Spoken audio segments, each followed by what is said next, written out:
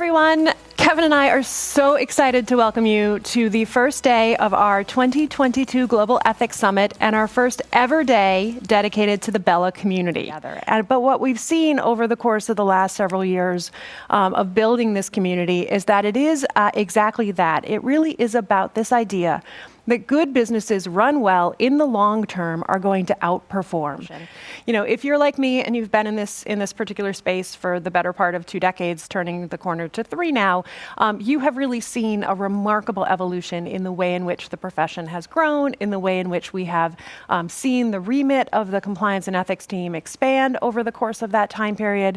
And we have seen that in no better way, really, than this particular compilation of titles of people who are registered for today's event. So if you think about, 5 years ago, Kevin, if you had told me that we would have multiple BELA members that have data scientists on their team, if you had told me 5 years ago that we had multiple BELA members that have dedicated communications experts on their team, I never would have believed you, because that was a diversification of backgrounds that I simply couldn't anticipate. But that's exactly what we've seen.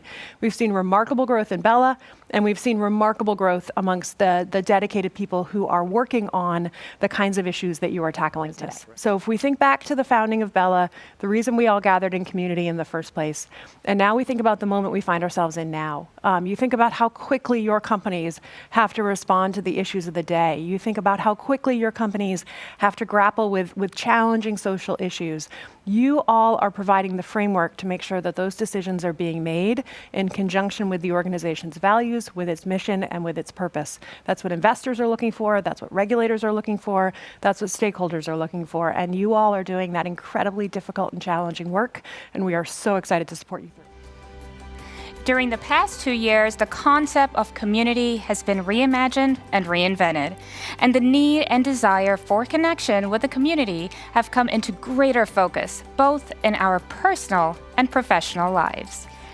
With the BELA Impact Awards, we honor those BELA member companies and individual ethics and compliance leaders for their extraordinary commitment to advancing community engagement, growth, and transformation. Companies that do not take it seriously can't even get in the game, let alone be leaders, as they haven't put up the ante. What I've seen evolve is the idea that being ethical is more, much more, than compliance with law.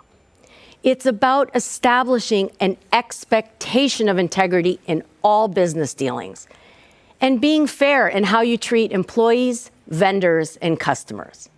It's about safety, ensuring employees go home healthy, which increasingly means providing support for mental health.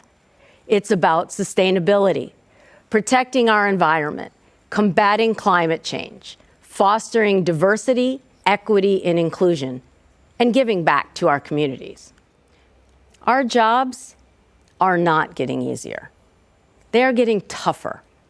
And the amount of resilience necessary to power through and continuously improve amidst the world seemingly bent on doing the opposite just keep growing.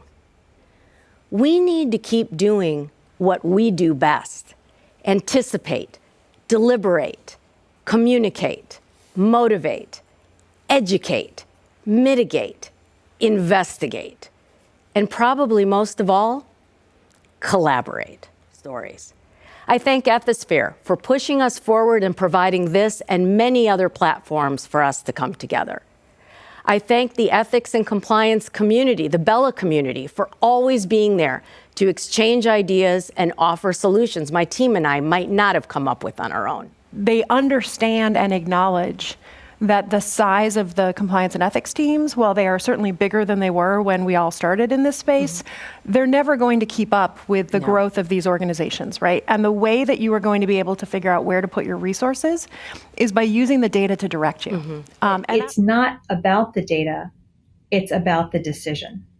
It's about the impactful decisions, as we call them at Walmart, that make differences in people's lives.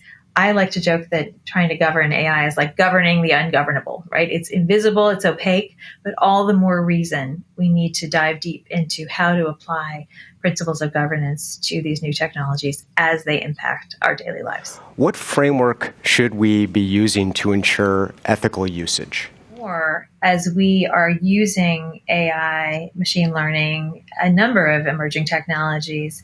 We have ongoing compliance frameworks, and they include many of the same things you would use in any other kind of field in compliance. And let's lean into helping our associates, our customers understand the technology and not be afraid.